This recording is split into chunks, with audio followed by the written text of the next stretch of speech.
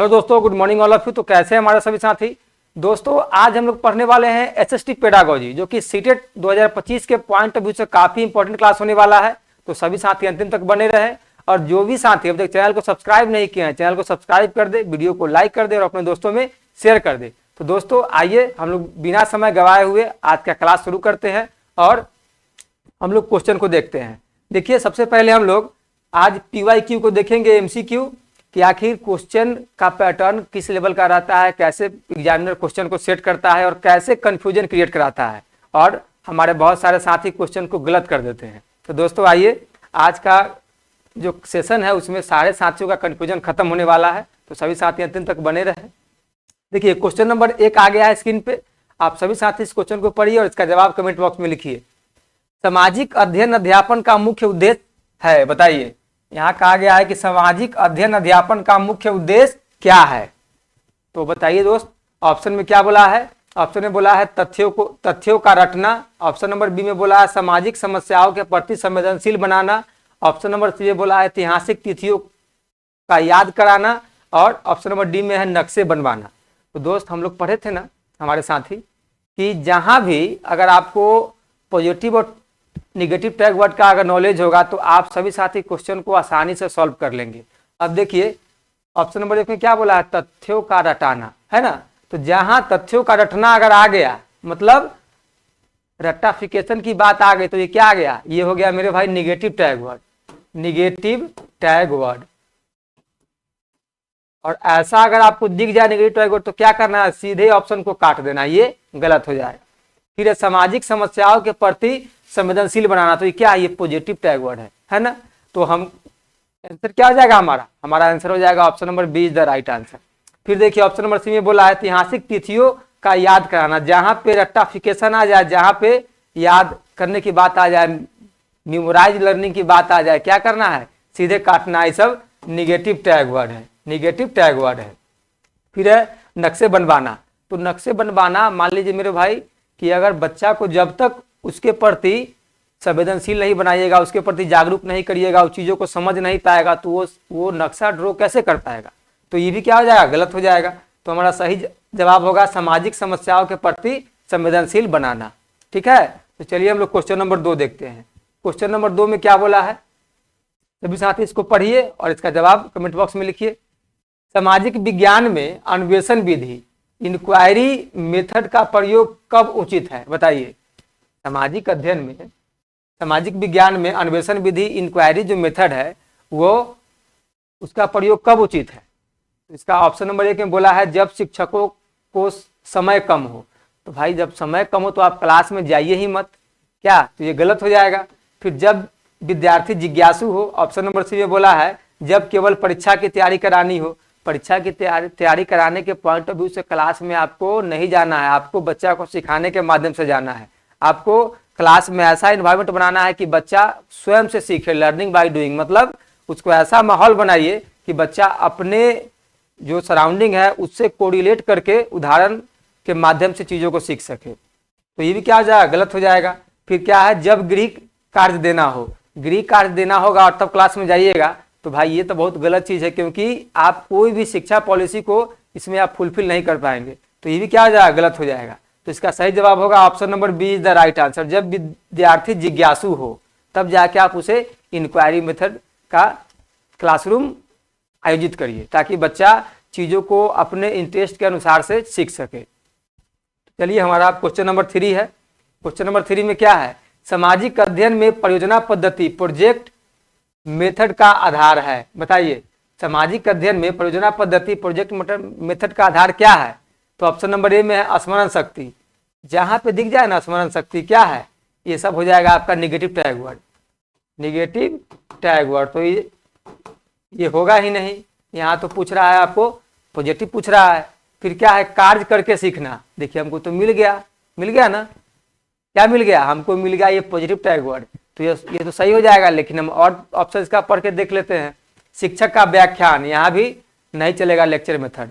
फिर क्या है? रटने की प्रवृत्ति। जहाँ पे दिख जाए आपको रटना, क्या करना है? काट देना है। ये भी क्या है? निगेटिव टैग वर्ड है, निगेटिव टैग वर्ड है।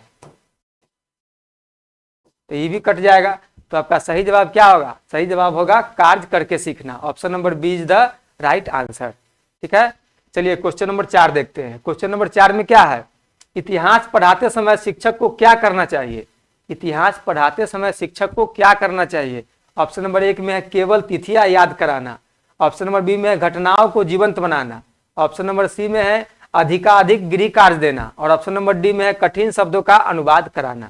तो बताइए इसका सही जवाब क्या होगा? बताइए मेरे भाई, क्या होगा इसका सही जवाब? तो अभी हम लोगों ने एक ट्रिक सीखा है ना, निगेटिव वर्ड और पॉजिटिव वर्ड। यहाँ पे देखिए, केवल दिख जाए और याद दिख जाए तो क्या करना है? निगेटिव टैग वर्ड है, सब सीधे काट देना है, काट देना है, तो ये नहीं होगा।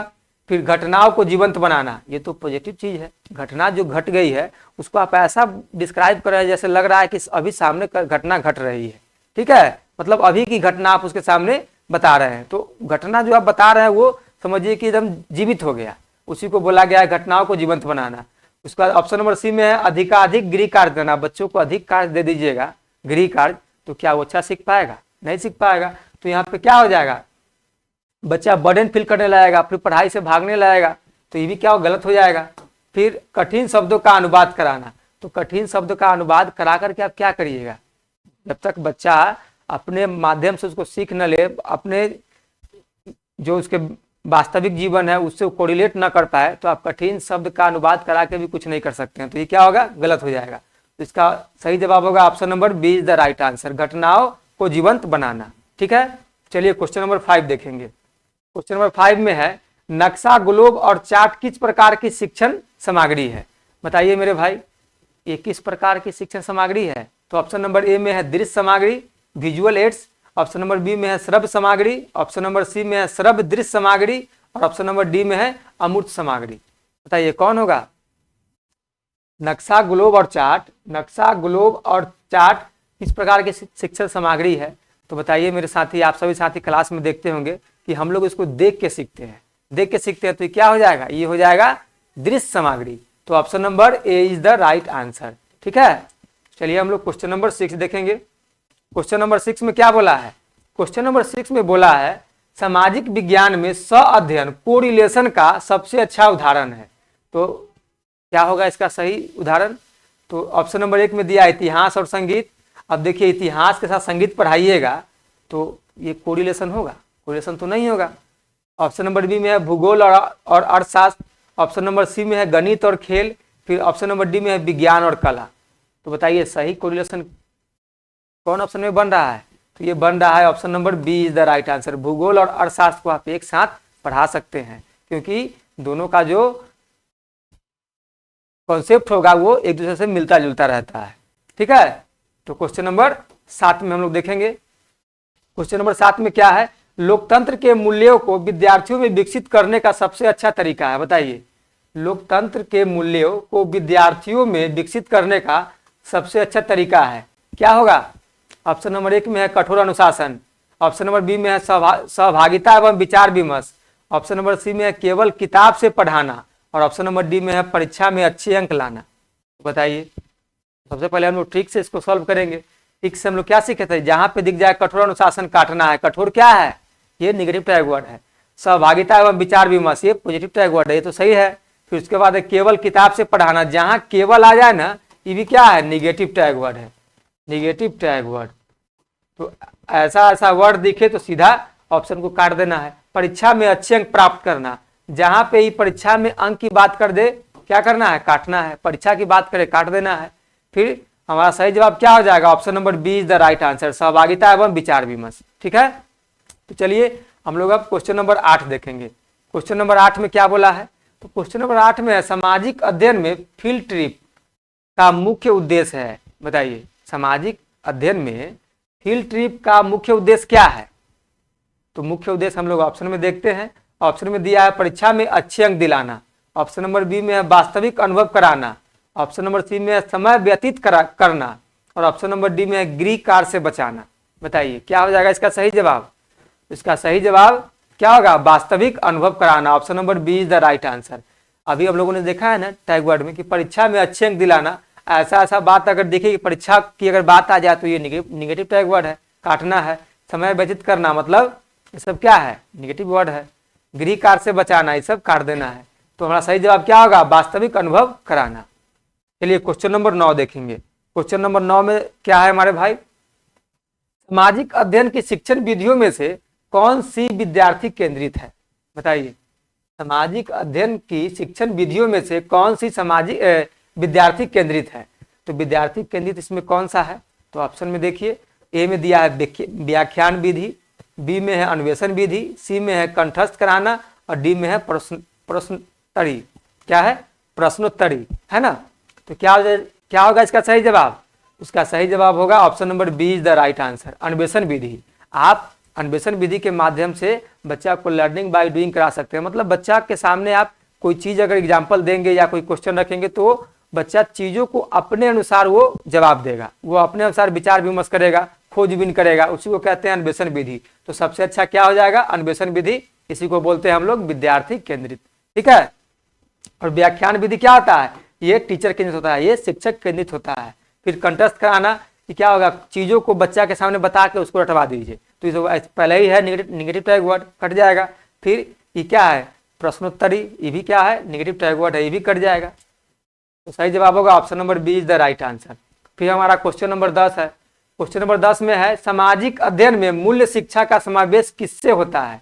सामाजिक अध्ययन में मूल्य शिक्षा का समावेश किससे होता है? तो क्या होगा भाई इसका ऑप्शन? तो इसका ऑप्शन दिया है केवल इतिहास पढ़ाने से। जहां केवल दिख जाए क्या करना है? काटना है। फिर केवल भूगोल पढ़ाने से, केवल दिख जाए काट देना है। सामाजिक जीवन की समस्याओं पर चर्चा से, ये तो सही लग रहा है। फिर ऑप्शन नंबर डी भी देखते हैं क्या हो सके, कहीं से बेस्ट ऑप्शन मिल जाए। ऑप्शन नंबर डी में बोला है केवल नक्शा बनवाने से, केवल नक्शा बनवाने से, केवल दिख गया काट देना है। तो हमारा सही जवाब क्या होगा? Option number C is the right answer, ठीक है। तो बताइए यहाँ तक कोई भी साथी को कोई दिक्कत, जरा सा भी, थोड़ा सा भी, कहीं भी जरा सा भी दिक्कत हो मेरे भाई तो आप लोग कमेंट बॉक्स में लिखिए। और आप लोग कोई भी अगर सेट प्रैक्टिस करते होंगे और कोई भी क्वेश्चन में डाउट होता होगा तो आप लोग कमेंट में क्वेश्चन को लिख सकते हैं और उस पर हम लोग एक डाउट सेशन क्लास लेकर के आएंगे। दोस्तों आशा करते हैं कि आप सभी साथियों को मजा आ रहा होगा। चलिए हम लोग क्वेश्चन नंबर 11 देखते हैं। क्वेश्चन नंबर 11 में क्या बोला है? सामाजिक अध्ययन में लोकतांत्रिक कक्षा वातावरण का अर्थ है। बताइए, सामाजिक अध्ययन में लोकतांत्रिक कक्षा वातावरण का अर्थ है, क्या अर्थ है? तो हम लोग ऑप्शन में देखते हैं, शिक्षक का पूरा नियंत्रण, विद्यार्थियों की सक्रिय सहभागिता, परीक्षा केंद्रित पढ़ाई, केवल अनुशासन पर जोर। क्या होगा? तो इसमें टिक लगाइए। इसमें क्या दिया है? शिक्षक का पूरा नियंत्रण, काटना है। क्लासरूम में अगर शिक्षक का पूरा नियंत्रण रहेगा तो फिर लोकतांत्रिक वातावरण कहाँ से बनेगा? बन पाएगा क्या? नहीं बन पाएगा। फिर विद्यार्थियों की सक्रिय सहभागिता, ये क्या है? ये हमारा लोकतांत्रिक वातावरण है, जहाँ बच्चा स्वयं चीजों को पूछेगा, इंक्वायरी करेगा और आपके साथ इंटरेक्ट करके सीखेगा। तो इसमें क्या होता है? ये बच्चा के अनुसार क्लासरूम डेकोरेट हो जाता है, बच्चा उसमें सक्रिय रहता है। तो option number B is the right answer हो जाएगा। फिर ऑप्शन नंबर सी में है परीक्षा केंद्रित पढ़ाई, जहां पे दिख जाए ना परीक्षा केंद्रित, ये सब क्या है? निगेटिव टैग वर्ड है, निगेटिव टैग वर्ड है। ऐसे ऐसे वर्ड को क्या करना है? सीधे काटना है। फिर क्या है? केवल अनुशासन पर जोर, केवल जहां दिख जाए क्या करना है? सीधे काट देना है। तो इसका सही जवाब क्या होगा? इसका सही जवाब होगा option number B is the right answer, ठीक है। चलिए हम लोग क्वेश्चन नंबर 12 देखेंगे। क्वेश्चन नंबर 12 में क्या है मेरे साथी? सामाजिक अध्ययन अध्यापन में समसामयिक घटनाएं क्यों पढ़ाई जाती है? सामाजिक अध्ययन अध्यापन में समसामयिक घटनाएं क्यों पढ़ाई जाती है? क्यों पढ़ाई जाती है? बताइए, कोई भी साथी को अगर इसका जवाब पता है तो आप लोग कमेंट बॉक्स में लिखिए। ऑप्शन नंबर ए में बोला छात्रों को समाचार पत्र पढ़ने की आदत डालने हेतु। ऑप्शन नंबर बी में है छात्रों को आधुनिक समाज की समस्याओं से जोड़ने हेतु। ऑप्शन नंबर सी में है केवल परीक्षा के प्रश्नों हेतु। और ऑप्शन नंबर डी में है समय बिताने के लिए। क्या हो जाएगा? समय बिताने की बात सीधा निगेटिव काट देना है। केवल दिख गया यहाँ पे, केवल परीक्षा काटना है। फिर उसके बाद छात्रों को समाचार पत्र पढ़ने की आदत डालने हेतु, ये भी काट देना है।